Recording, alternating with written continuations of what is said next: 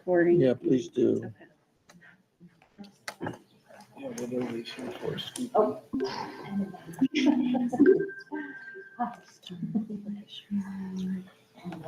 Alrighty then. Okay. Ready? Welcome to the QVSD board meeting for today. You stand and join me in a pledge of allegiance. I pledge allegiance to the flag of the United States of America and to the republic for which it stands, one nation under God, indivisible, with liberty and justice for all. Alrighty then, is there a motion then to start the evening to approve our meeting minutes from April 28th, 2026? I'll make a motion to approve the meeting minutes from April 28th. Is there a second? I'll second. You go ahead. Mike got it. I'll second. Okay. Any, notice any corrections that need to be made or things that weren't included that should have been? All right. All those in favor of approving those minutes, say aye. Aye. Aye. Any opposed, say no. Motion to adopt tonight's agenda. I'll make a motion to adopt tonight's agenda. Great, thanks. Second? I'll second that also. Okay. Any last minute additions or deletions? Don't see any, haven't heard any, so all those in favor say aye. Aye. And any opposed say no. I was an aye, by the way. All right, public comments and questions. Before she brings the list of those, let me remind everyone of our public comments and questions.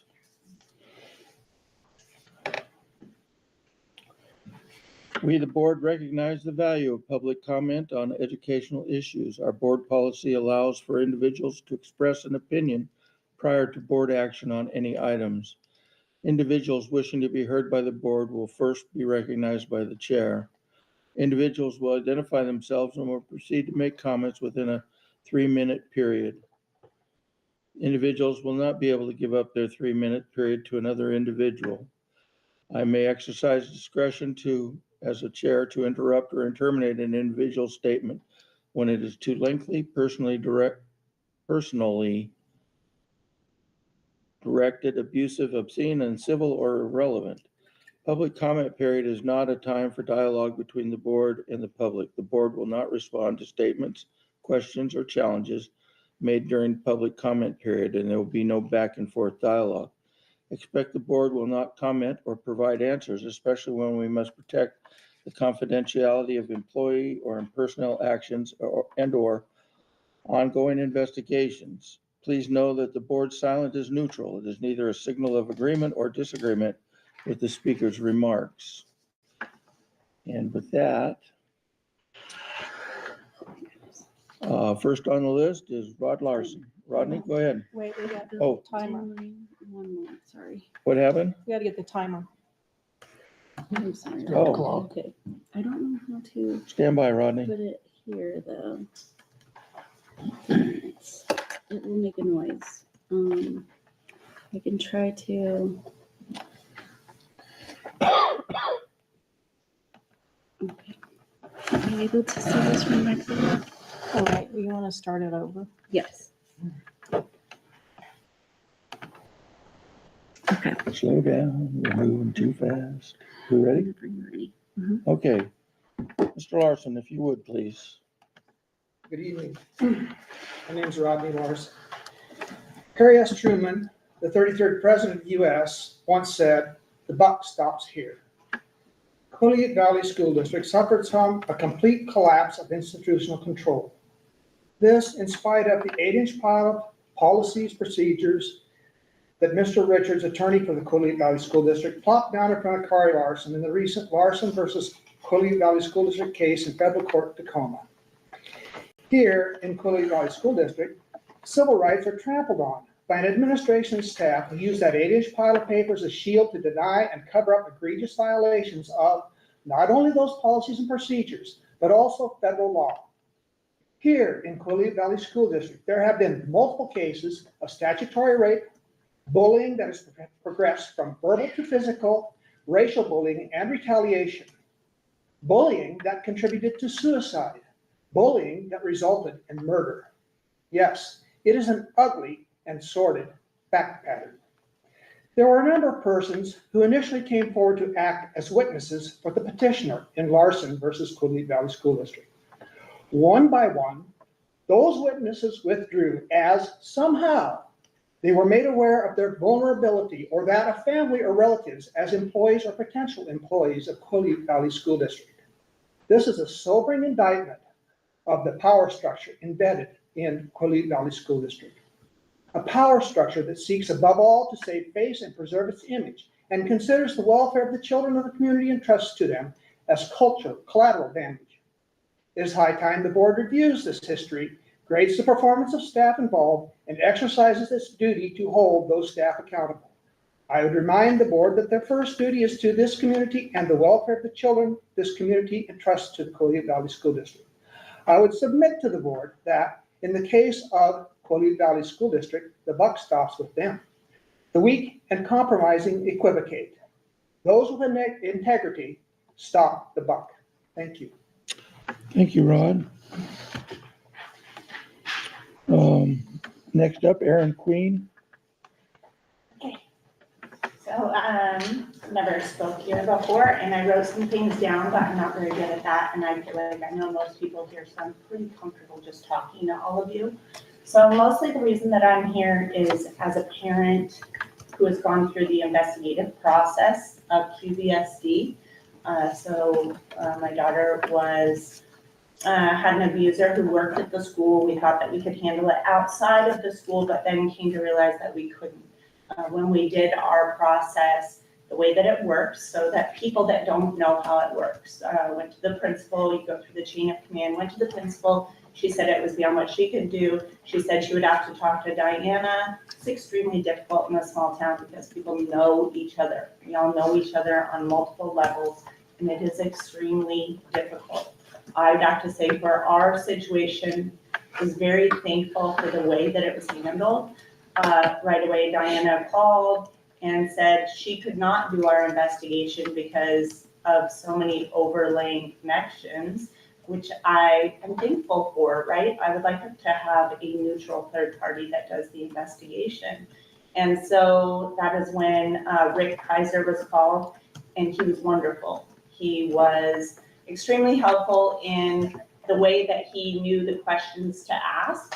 And so from there is how we found out more than we had ever known before we called the school. And so I'm appreciative of that. The school made their decision. After the school makes their decision, then they have a choice if they turn it into OSPI. Our school turned in our case to OSPI, and there are several other cases that were turned into OSPI. So when you read the Facebook article and it has these images about Shedderly, about Avery Ironhill, about, this is why I had to write it down. If you look up Kristen Wilmarth, if you look up Elise Block, I don't even know how you say her name, those are all on OSPI. That means that our school took the next step of not just letting the abuse end in our school, but then told the state. At that point, the state does a whole nother investigation. They start all over again, make their own decision, and then that is posted publicly. That's how that information is even known, because these are children. You can't just post this information about minors. So when our school does an investigation, it's not posted, but when the state does it, it can be posted. So that's where that came from. And I feel like people need to know that. You can't say it's swept under the rug as you show the images of OSPI where it was not swept under the rug. I think that's really important. And so I just want to make sure that's clarified. Thank you, Aaron. Pam Gale. My name's Pam Gill, and you all know me. I did not come to talk today at all. But I'm gonna talk after Ann talked, because, again, through process of elimination or whatever you guys do for your risk management, Mr. Kaiser, who I'm glad that it helped the Queens, but I personally had Mr. Kaiser and personally found him being very bold to me, asking me things that were just not even clear to know. At the simple fact that I think 3 times I met Mr. Kaiser, and on the 3rd time, I want the board to know that I came in with a paper and wrote down what I had to say. Because I really felt that Mr. Kaiser was trying to make me say things that I wasn't meant to say, or that what I was trying to say, he wasn't listening to me. So my problem with, and I'm grateful, Aaron, that it worked for you, but I was just with Kaiser this last year. And every time I met with the man was not helpful to me, wasn't helpful to our case, wasn't helpful to anything. So I just want to repeat that so that everybody knows there's 2 sides to every coin. She obviously got what she needed out of that. We obviously didn't get what we needed out of that. Okay, thank you. Thank Pam. Okay, no, that. Anybody else care to sign up? Okay.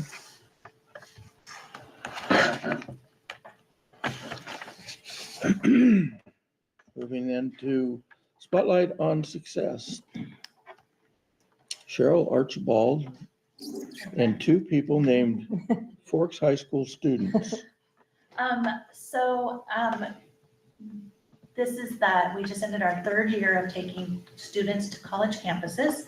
I think about this time of year after my 1st year, I came and kind of said, this is what we're doing. So this is an update. So I'm just gonna let it, Trenston is a senior and went to fall 2 years ago.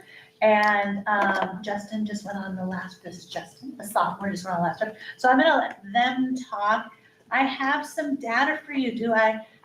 Will you can hand it out. students if I give it to you now and still listen to them?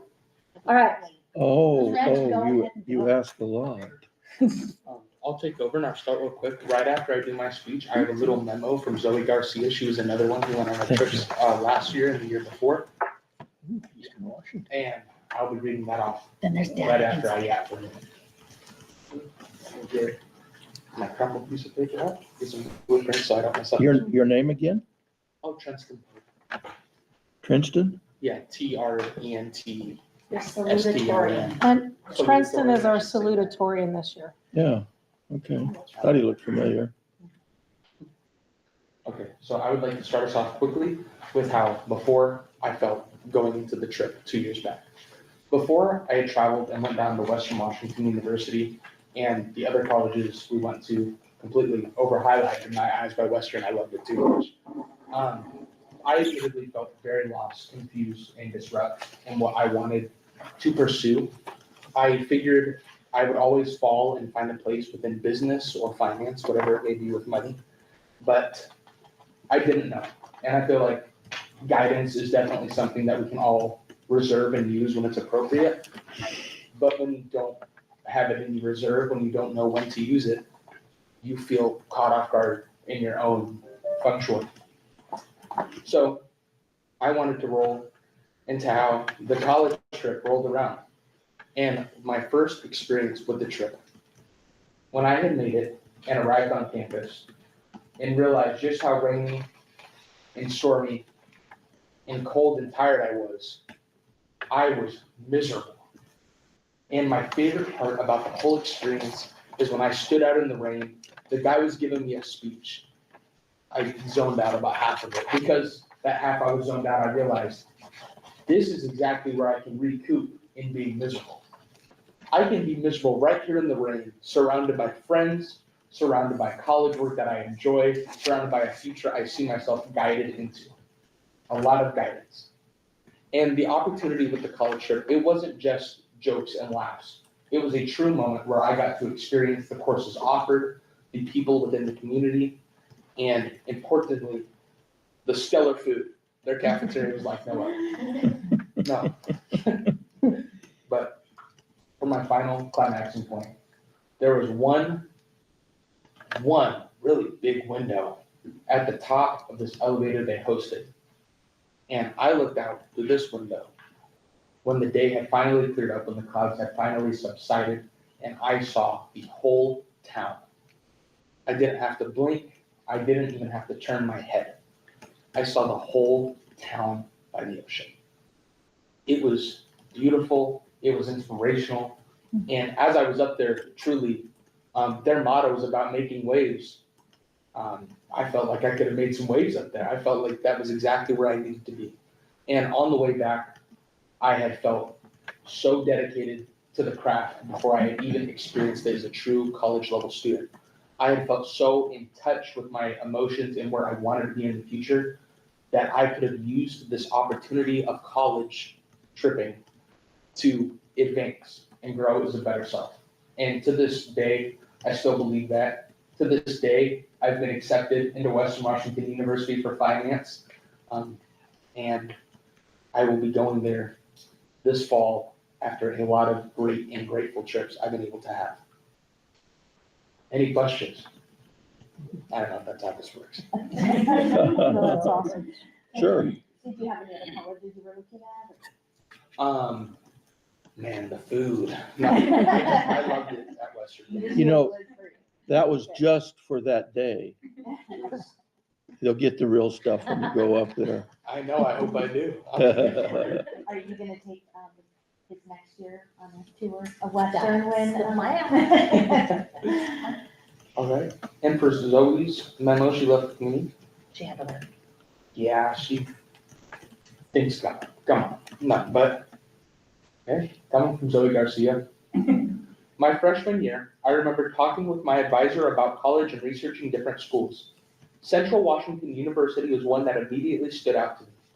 Even though I dreamed of attending, I was always afraid that college wouldn't be financially possible for me, which made me hesitant to fully pursue it. That changed during my junior year when Miss Archibald took a group of peers and me on a college tour. We visited Central Washington University, Eastern Washington University, and Gonzaga University.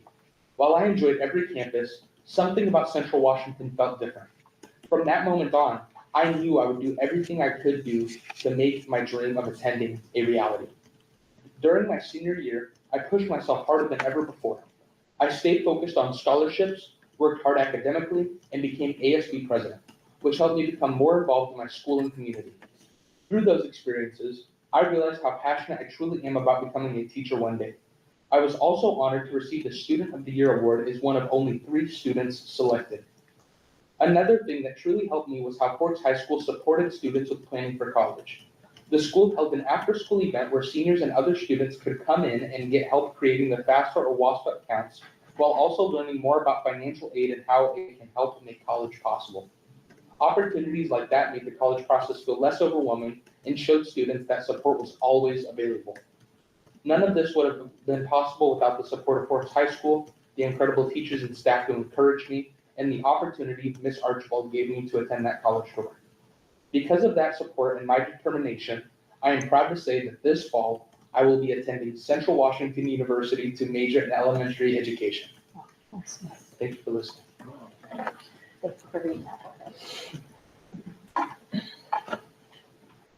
So I'm Justin Sandoval. I'm a sophomore, and I've never really been like much of a planner. You know, I didn't bring like notes for this. I didn't. I never really wanted to like go to college or anything. I never really wanted to know what I wanted like to do with my life.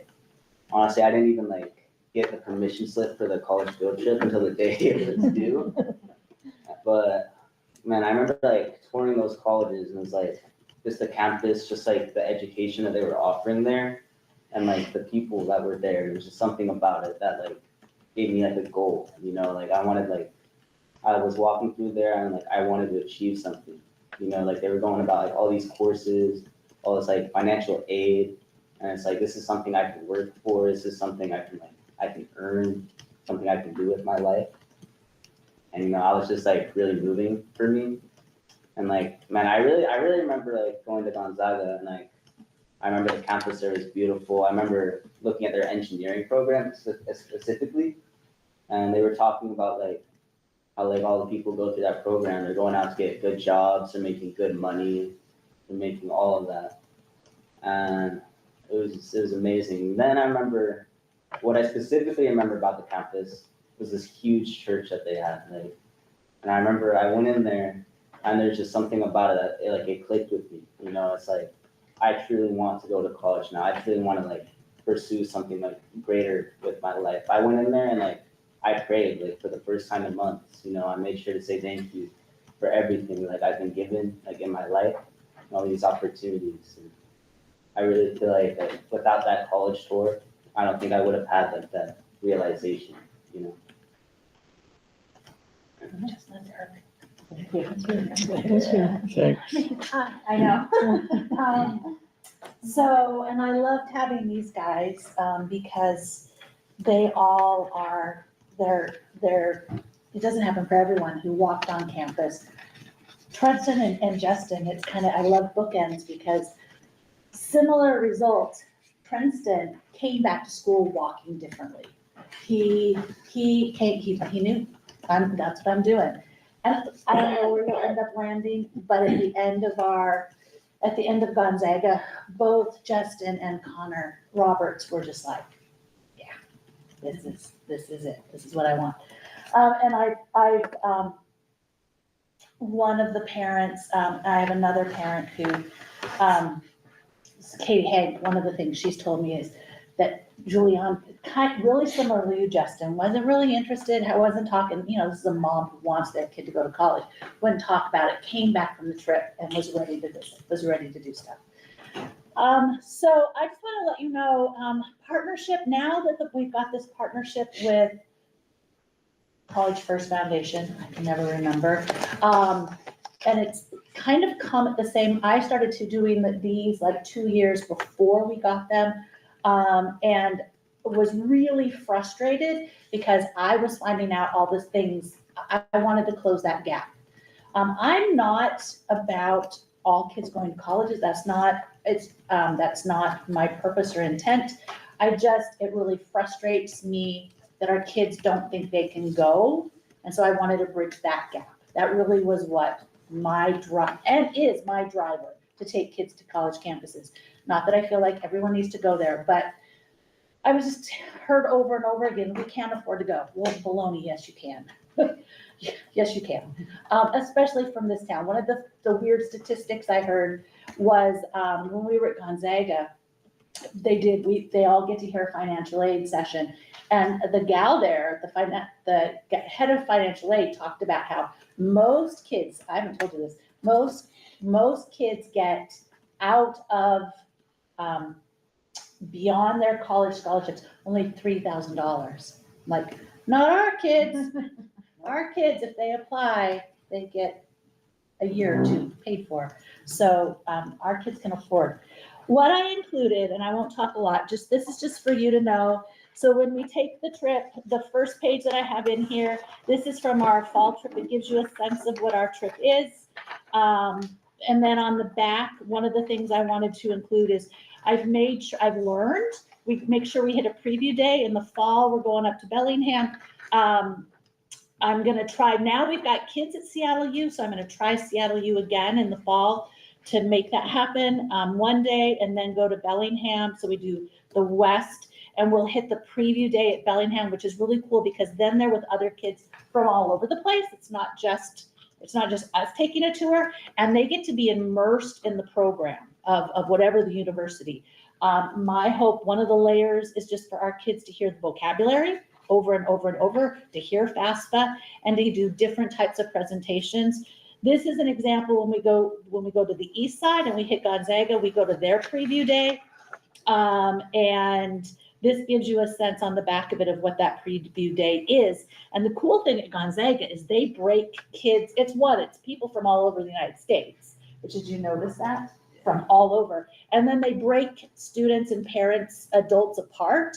And so the kids are off with other kids from other places all over the United States, hearing questions that they don't even know to ask, because of our community, because we're an isolated community, and that's not part of our culture. Hopefully it's growing, just to know the vocabulary, the questions to ask. So I wanted you to have a sense of that. In the afternoon, what Justin was talking about is they get to do a breakout, and they get to go to whatever their interest is. And they get to go to where they would have classes. They talk to students who are in that field right there. And I think one of the things you loved is they got to see the stuff. You got to see the engineering, like the 3D print. I mean, I'm making this up, but you got to see like the stuff Yeah. that you would be working with. Yeah. So the other, and this was just me trying to get data for you, and now it's kind of developed into this thing that we're like, oh my goodness, this is so cool. So then the other packet, I've got who has gone on the trip. So over the course of the last 3 years, have I taken 70 kids, something like that. And that's what this has, the different tours. It has in the fall, I offer it to juniors and seniors to make sure I capture anyone, and you can kind of see who's gone. The other thing I do is connect with alumni that are on that campus. So you can see at Central that Brenna's joined us at Eastern, and it's changed over the years when we get people, and you can kind of see who we connect to. I've got on there if they attended university. So where you see a change really is when we get to the spring, and it's on the very last. Wait a second. Did I even do this right? Yeah. So the spring, I'll take it. They're all spread out. Never mind.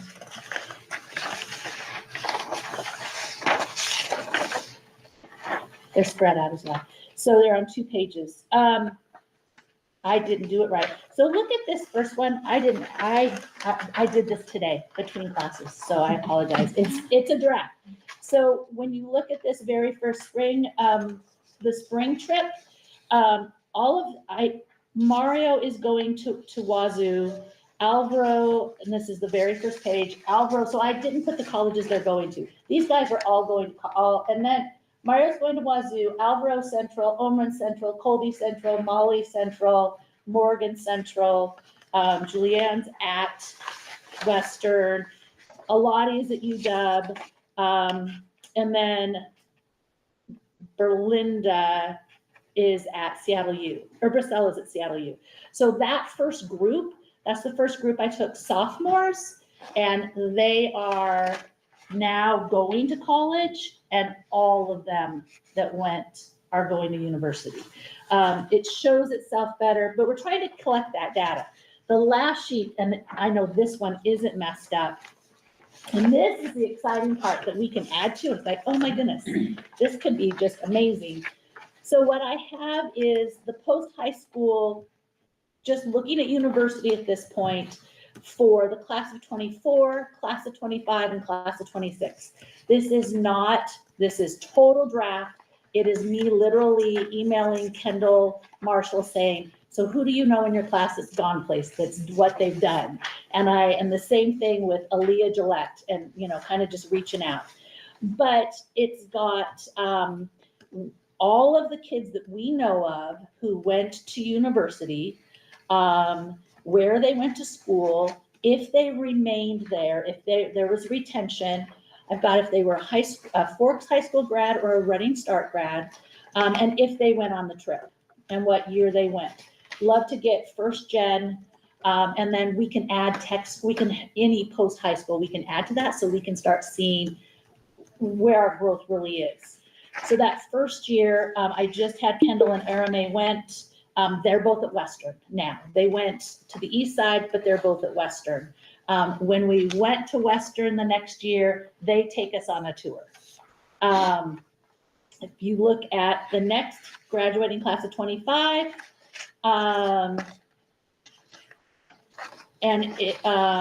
you see that now there's more kids that went on the trip. You can just kind of see. And then the last page is this is the projected, and they all went on the trip, all but 2. So, what comes first, the cart or the horse? Who knows?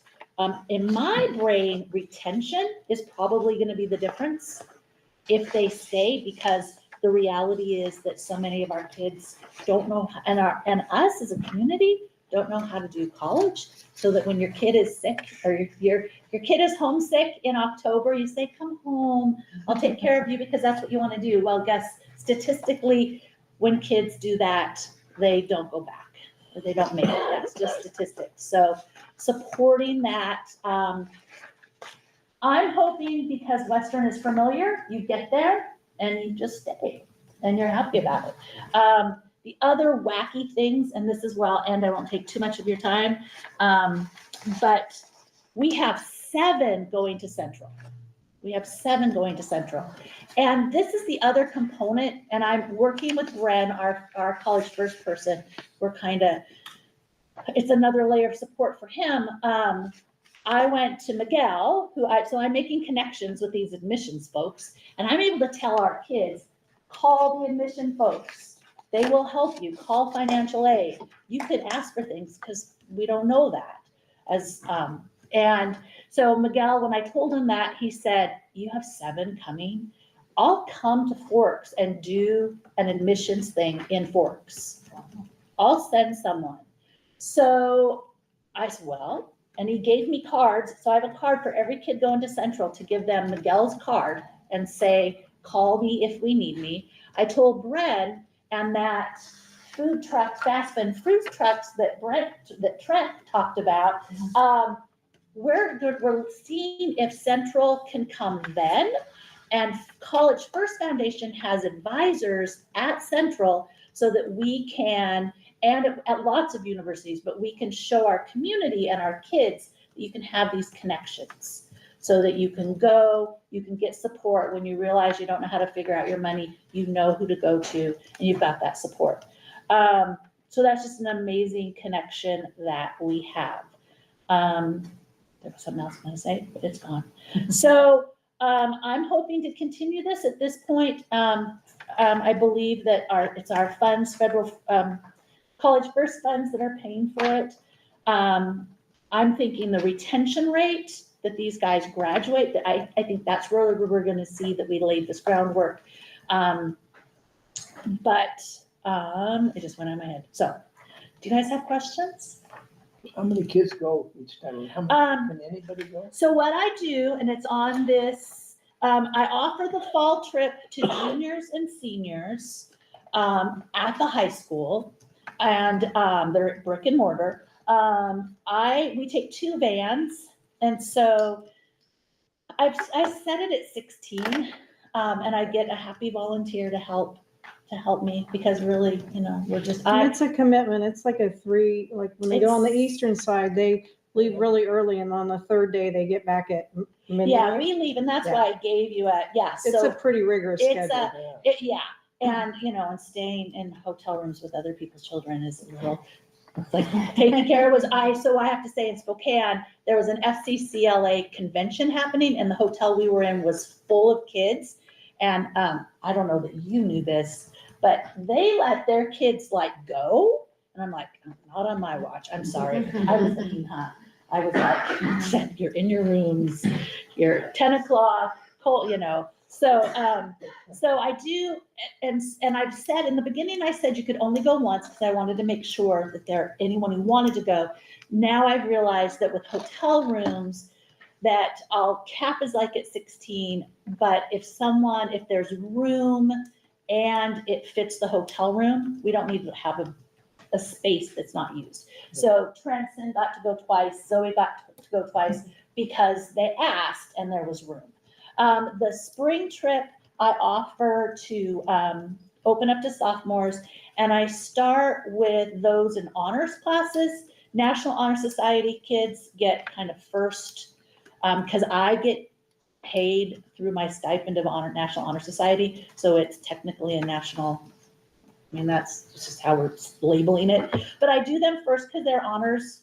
They're showing that choice to work hard, and then kind of I just kind of do these rounds of applications. So they get the applications first, give them a couple of days. It's first come, first sign up, and then I go to the honors classes with sophomores. So world history got it, AP STEM got it, seminar got it, and this class they filled it up like it was immediate. As soon as those sophomores got it, it was full. In the fall, I'll offer it again to juniors, to any junior and senior who are interested. So we kind of open it up. And so really a student has spring as sophomore, two times they have 4 opportunities, the way that we do it. So yeah, the fall one, lots of times I think because it's not open to sophomores, it's a little bit like we get to pull people in, that first wave of the people who are most interested. Do you ever have a waiting list? I haven't yet, but this year, I have a sophomore who didn't want to go on it. So word's getting out. So they're starting to ask. So I have a sophomore who didn't want to go in the spring, but she already gave me her application for fall. So I'm holding her application for fall. And the spring one, literally I had 4, and I luckily had just counted. I'm like, okay, these are hotel room. This is it. And I had 3 girls that gave me their applications at the same time. I said, oh, great, we're full. And then their friend stood up with their application behind them. Like, said, so give it to, and I was able to finagle and we changed rooms around and we made it work. But that was a moment of, so they were fast. So so the word is kind of getting around. Am I telling the truth? Yeah. So, and it's really fun and it's exciting. And then this year, so then we invite the alumni to be there. So like this year and then the okay, so then there's our weird alumni. So Brenna takes off work. So Brenna graduated 2020, and she graduated college 2 years ago. She takes off work to come be with us. My daughter takes off work. Don't tell Federal Way School District. She takes off work to be with us. Aaliyah Gillette's at Central, so she's a freshman there this year, or technically, anyway. She got us into, she works at the planetarium. She got us to go to the planetarium. We got to go when we went over Wednesday night after school. We went to on Central. It's just her campus. She took us on the tour. So we've connected to alumni. When we're at Western, Kendall and Arame take us that night. So we get to be at night on campus. It's just the coolest thing. So they take us on Western and just tour us and show us their room and do all that. I also wonder if going forward, that's part of that retention piece. When I'm able to say to Trent, you better be there in October so that you can take us around, that's going to help them, that touchstone of family and friends. Your community comes to visit you. I know that's a lot of kids that family day works like that for them. And so I don't know how we usually just have lunch and then they're there to answer questions and tell Forks kid to Forks kid what going to college is like. Is there a grant that funds the field trips, or how's that financed? Currently, right now, we're part of a Gates grant. It's this. College Success Foundation. Yes, College Success Foundation. Are we in year 2 or year 3? 2, and they just extended it for a 4th year. So I'll get another. So the first year was like 25,000. Year 2 was 11,000. Year 3 is 11,000, and now they extended the 4th year for 11,000. Cheryl was hinting at the kids that go to Central. They will have an advisor that will check in on those 7 kids through this foundation. So it's really, really beautiful. And Western too. I don't know if we have one for Western yet, but I know with Central. And the kids get support for FAFSA from that. And then they also do, what do you call it, lunch? Lunch with a Pro. Lunch with a Pro, where they can learn technical, maybe opportunities in the community, We DNR. have linemen in here, like they're big, they call it College Success Foundation, but it's actually College/Career Foundation, Success Foundation. They wish that they could have changed their name. The Gates already, we set the name in place before, but they are focusing on careers too. We have linemen in here. We have PUD. Who else do we have? Oh, Martin's not here. Yeah, there's just been so, and we want to bring more. And then the other piece is that we have someone that we share, Bren is his name, that we share with QTS and Nia Bay, Nia or Bay. Clallam Bay, yeah. Cape Flattery. Cape Flattery, and does he go to Joyce too? Is he Crescent Yeah. as well? Yeah, and Crescent. So he's here about 2 times a week, and he door knocks. So I just have a student that he worked with this week who's planning to go to Western with Princeton, who but needs some support, and they got housing done this week. So just that. And I just actually had an article from the Washington Post that talked about, it's a different program that they were talking about, but basically this having a rich person come in and say, I'm going to give you the support to do the stuff that guidance counselors just don't have the time to do, that's what makes the difference. Our FAFSA numbers Above state level now, thanks to the support. So before, we were below state average, but with all the work that Cheryl's doing and the work that Bren's doing, we've been able to get them above state level now. So it's huge. Which, and FAFSA's for anyone, for anything. So if And they're, he's helping with WAFSA too. he's helping with, yes, we had, and he brought in, and then there's this resources. So for WASPA, he brought in someone Spanish speaking who could sit down one-on-one with families and do it. And then came back out and that's the follow through. There's time for the follow through. So it really is just, and so I can't say that the trip has done it because we also got it at the same time. But what I do know, the light has turned on, and there's the vocabulary. I mean, just all the different layers of stuff. So there you go. So it's amazing, and the exciting part, so we plan on keeping this data and expanding this data, and so then we can see patterns, and we can then say to you, if ever they go away, guess what, this program is worth funding. It definitely is, yeah. So- It's grown the last 3 years. Oh, it definitely, and the word is out there, and kids, you guys are talking differently, just as a population. What day is signing day? I have it in my. Yeah, Is it on and so we have a huge signing day in the auditorium for all of our students where I'm assuming Central's gonna be the biggest table this year, where they're either going on to a technical school, or they're going into the workforce, or they're going into one of our military branches, or a 2-year college, a 4-year college, and it's pretty cool because the kids get to sign in that day where they're going. It's June 5th. June 5th. Signing. Okay. And the other thing too that I want to add, first, when Sean came to me, this was like her pet project, and I was like, yeah, let's do this, it's something for kids, let's make it happen. So the fact that she's taken it on, she's networked with past graduates, so they get to see students that they know from our community on the campus, and they can have the opportunity. I always say, you don't buy a house without going into it first and feeling it, because you know whether or not you feel like you fit there. So she's making that happen for them. So don't cut yourself short. I don't, I was hoping when I did the data, there'd be like It's there. this Yeah. thing. It's phenomenal. The other thing, statistically, these kids go into Central that we have 7, and if you look on the last page, these are projected. These are the ones I know, and I have asked kids.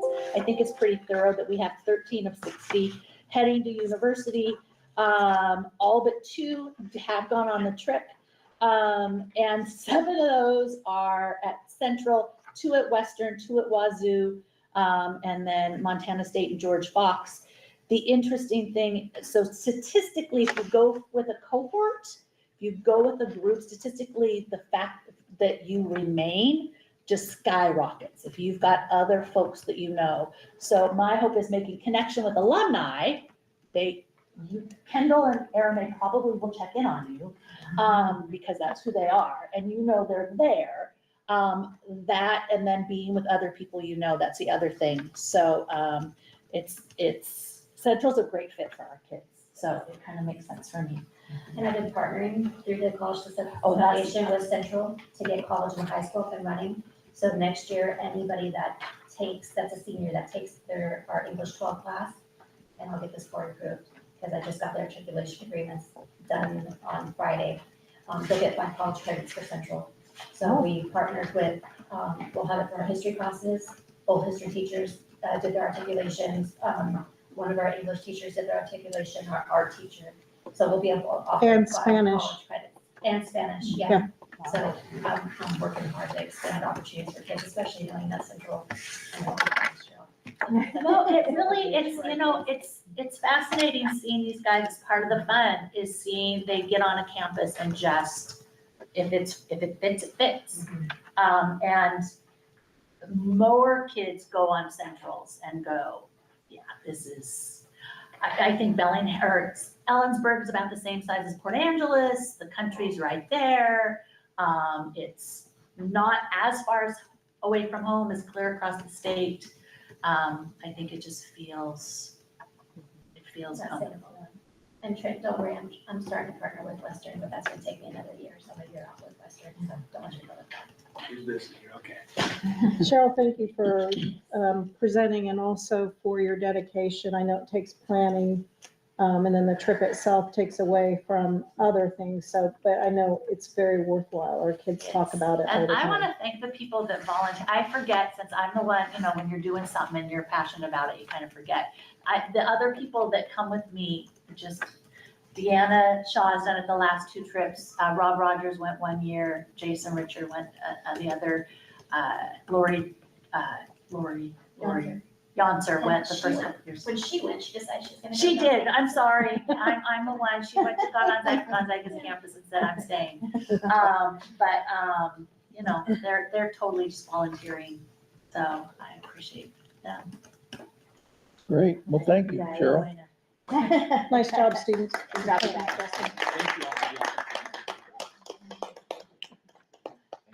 There you go, follow Trent. Now it's done. Thank you. Tell Miss Garcia too. Tell Zoe, thank you. Good job, Justin. You can stay. In fact, don't you have to stay for graduation? I've got 2 hours of pre-calc homework all night. Ooh. It's okay. No, have a good one. You can handle Before we done? it. All right. Thank you, Cheryl. Let us move on then.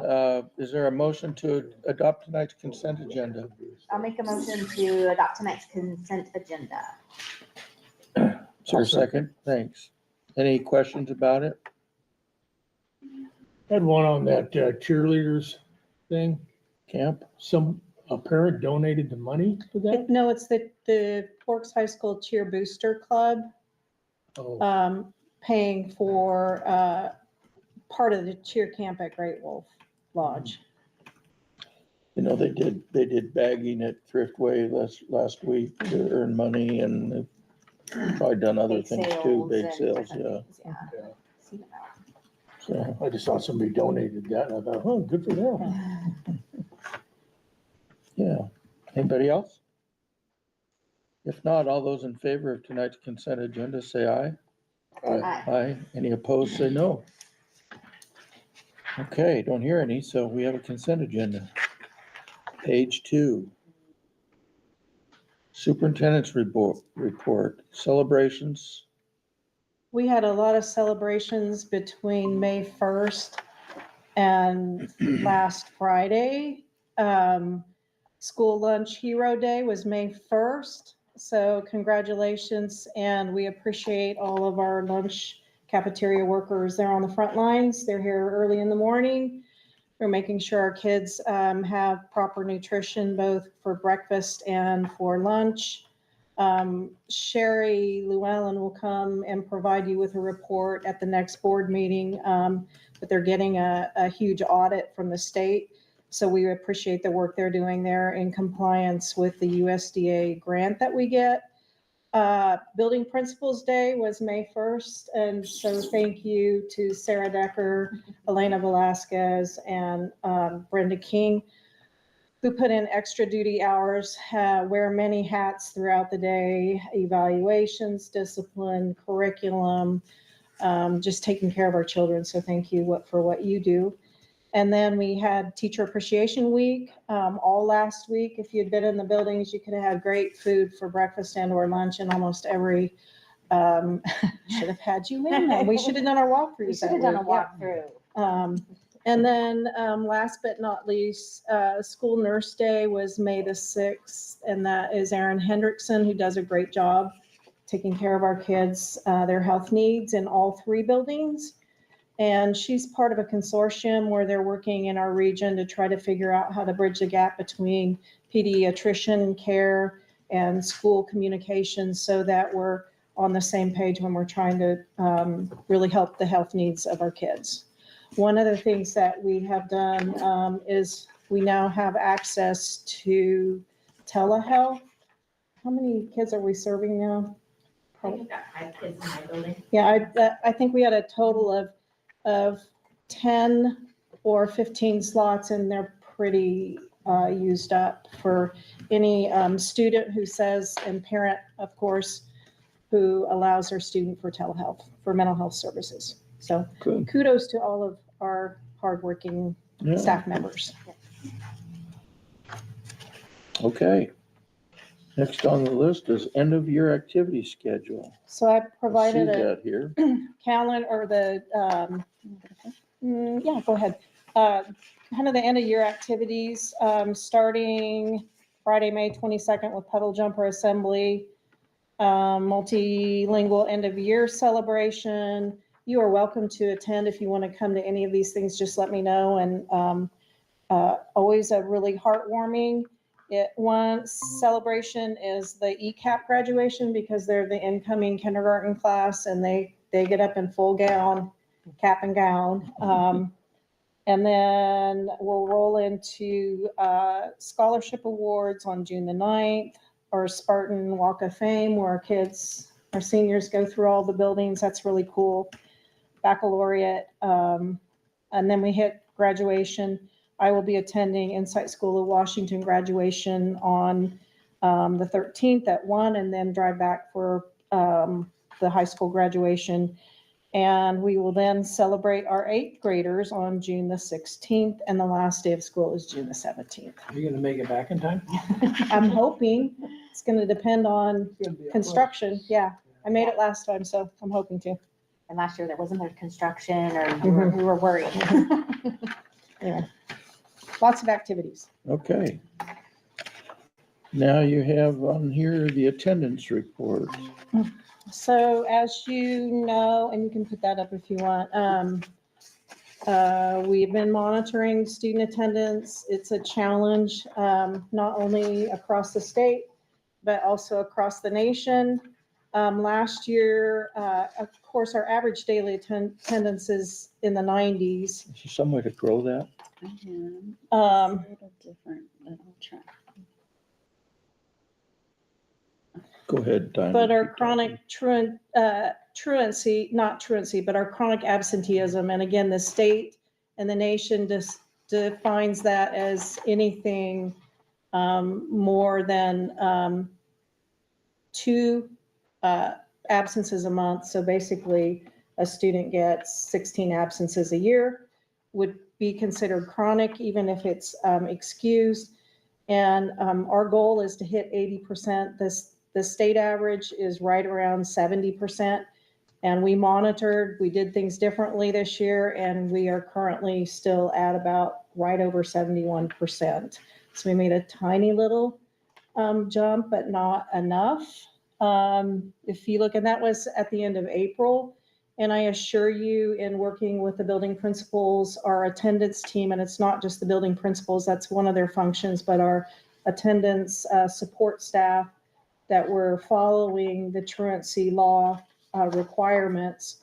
And then at the end of the day, I think we had 25 students that were sent through truancy court. At this point, it's a cutoff, so there's no more. And what we're learning is that helps in some cases, but not in many cases. It's more what we do locally. So questions? Can I give Paula at Jackson and Ashland Coburn a shout out?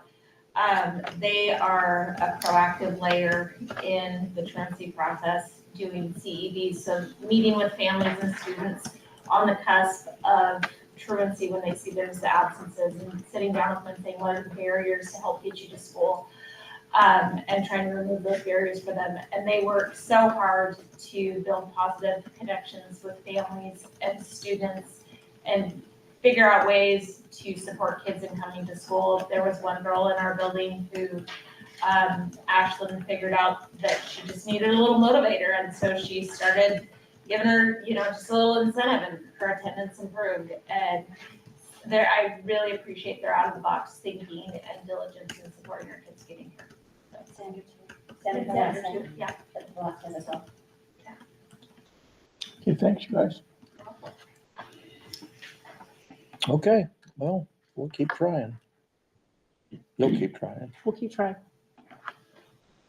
All right, let's move on to the financial report. State Auditor's Office, which I understand we forgot to do last meeting, so. Yeah, we skipped over it. I just Make up. wanted to report that we had a really clean audit, and I wanted to thank Jan Haugen, our financial director, as well as our supportive staff in the district office. We had no significant deficiencies, no material weaknesses for any of our financial statements. And then they also they did a single audit with $750,000 worth of federal awards programs, and they looked at special ed and preschool special ed records, and there were no significant deficiencies, no material weaknesses. It was actually a really fast, I shouldn't say fast audit. It took about 2.5 months, cost $26,000. Next year, they will do an accountability audit, which means they come in, they always monitor our financial statements, and then they'll look at the federal threshold, and then they'll pick one area. It could be ASB, it could be travel, it could be anything. We're thinking it might be food services. They haven't looked at our nutrition program in a while. And so that audit will cost about $46,000 for next year. But anyway, kudos to Jan Haugen, especially. When they do a food audit, are they doing just the money, or do they actually bring nutritionists in to? So right now, Look at we're our- getting a compliance audit from the feds where they come in and they look at civil rights and practices on how we serve food, what we're serving. They monitor whether we buy our groceries, they're American made. I mean, we have tons of guidelines. When they come in through the state auditor's office, then they look at records, the record keeping of everything. Did we have to pay $26,000? Oh, Yes, we yes. have to pay $26,000. Okay. And so next year we'll be budgeting To be 46 audited. to be audited, yeah. Okay. And so that pays for their time. They do not come in person anymore, so it has reduced travel a little bit, but still the cost of hourly with inflation and everything continues to What rise. happens to schools that can't afford that? They have to budget for They that. have to budget. Mhm. So every district in the state gets Oh, audited. yes. Oh, yes. Every year. So they give us some money and then they just come take it back. It's a racket. The state gives us some money for what they call MSOC, material supplies operating costs, but it does not pay for everything. And sadly, the taxpayers pay for it. We should opt out. We don't get a Good idea. But as one of your primary functions to monitor our budget, thank you for always asking good questions and for keeping us on our toes. And then again, without Jan's incredible, the work that she She's does. amazing. All right, thanks. New business. Board report isn't on here. It's on here. Annual It is. board meeting calendar for next year, 26, 27. It's on that, it's not on this one. Okay. That he's going off of. Okay. What am I missing? Board member report. and Did I excited. skip that? It's in the electronic version, but not here, and I'm You got not sure you why. got it. Well, let's back up. Do you want board member reports? Then do you have one? You want to I have report on Hawaii? I would love to report on Hawaii. You have pictures? Lots of pictures. I see you brought a little bit of the sun with you, but you didn't bring enough from what I understand. Now here comes our rain. Does anybody have anything for the good of the order? I do. Go ahead. Congratulations to our spring sports teams and district and when's track. We go Friday, like, late Friday, districts following Thursday, and then we are gonna be takedown. So exciting. I can't believe it's already. So what happens Friday?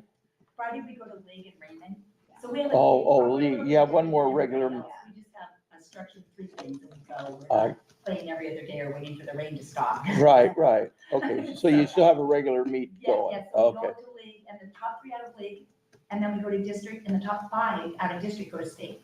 is this So we are ready. both men and women? Both girls and boys, yeah. Good. Yeah. Yeah, we are ready. Okay. And then I have one more thing. Go ahead. So I was reading an article Saturday morning or something. It was on a school district that was, that got approved to go to 4 days a week.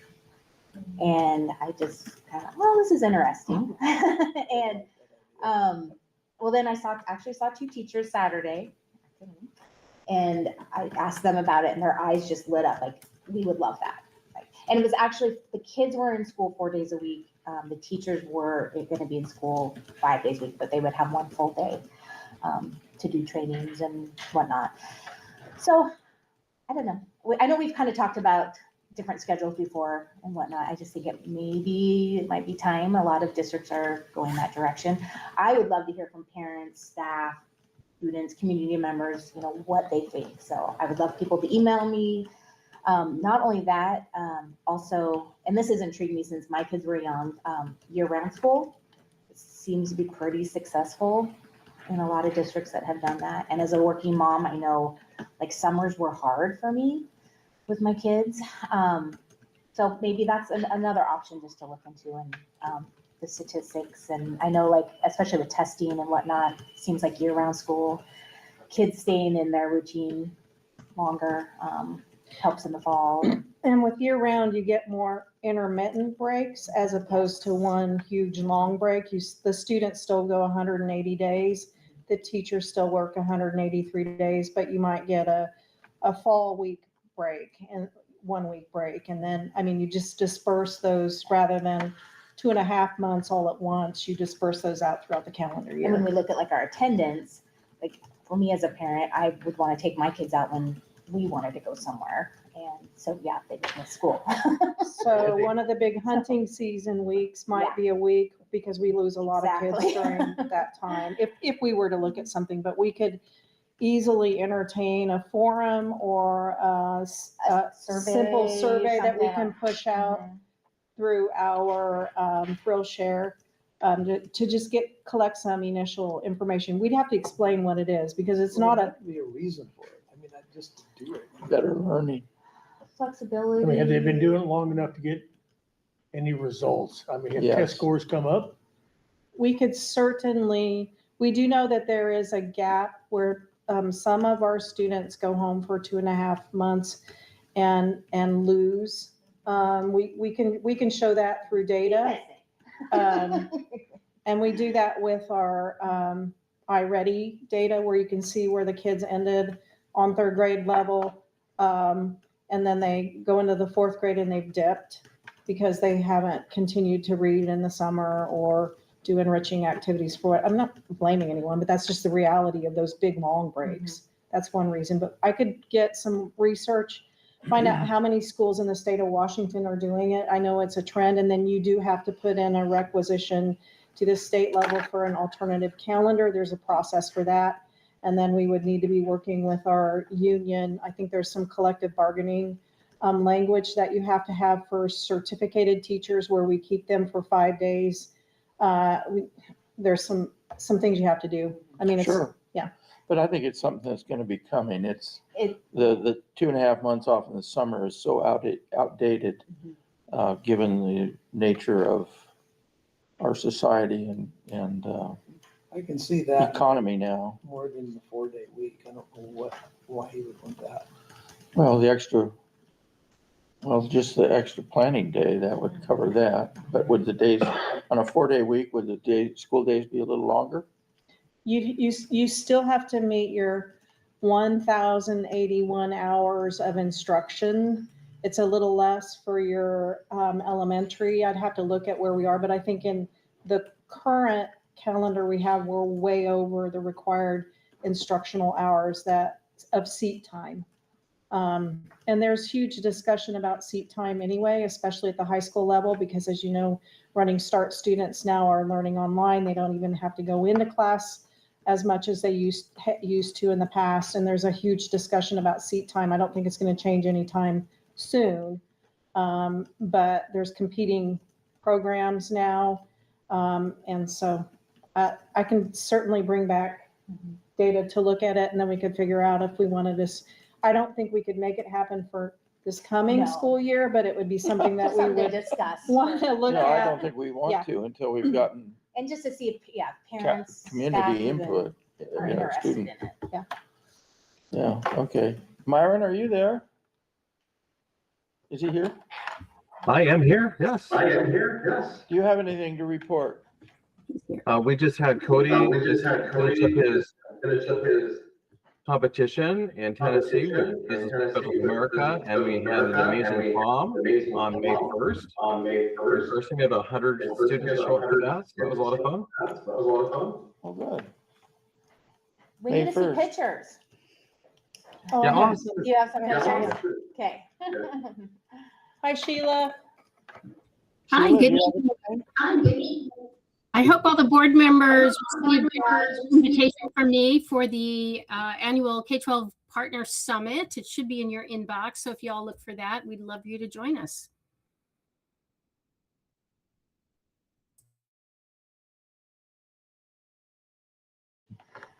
Okay, let's go on to new business then. Thanks for bringing that to our attention, the lack of board member reports.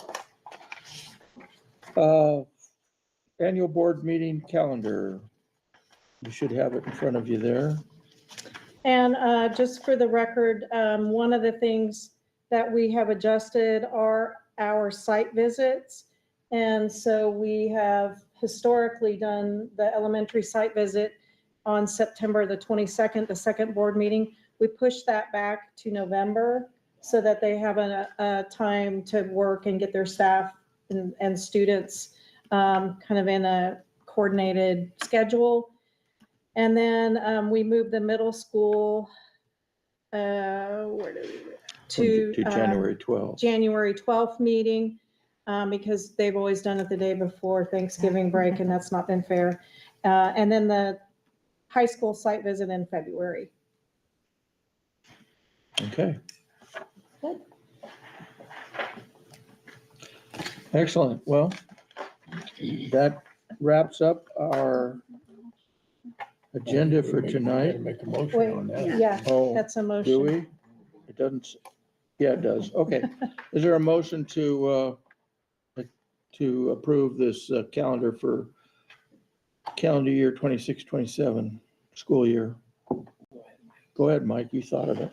I'll make a motion to accept the board members' calendar for next year. I'll second it. All right. Any other questions or concerns or discussion about it? No? All those in favor then say aye. Aye. Aye. Any opposed? Say no. There aren't any. So that piece of business is done and we are adjourned for the night.